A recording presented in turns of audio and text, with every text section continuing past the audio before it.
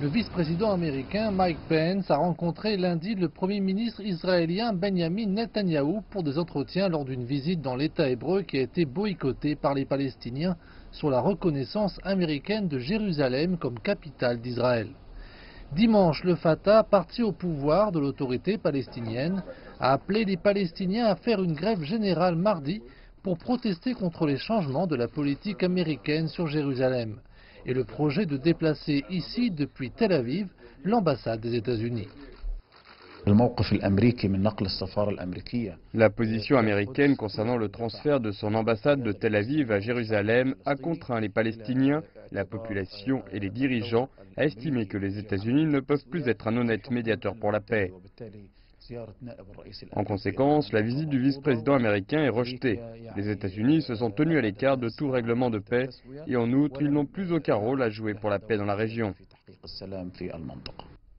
Dans la ville de Bethléem, en Cisjordanie, les Palestiniens ont brûlé une affiche du vice-président Pence en signe de protestation contre sa visite à Jérusalem. Ils veulent en effet que la partie orientale de la ville devienne la capitale de leur futur État.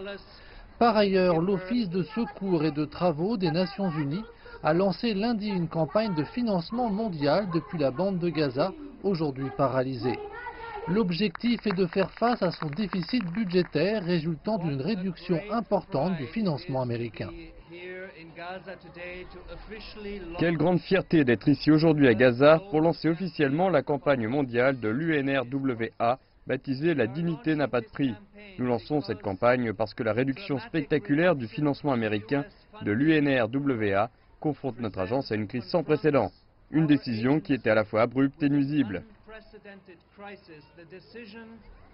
Le refus de financer l'agence fait partie de la décision de Jérusalem par laquelle les États-Unis tentent de pousser l'autorité palestinienne à poursuivre les pourparlers de paix avec Israël, mais cette fois sous les termes de Donald Trump.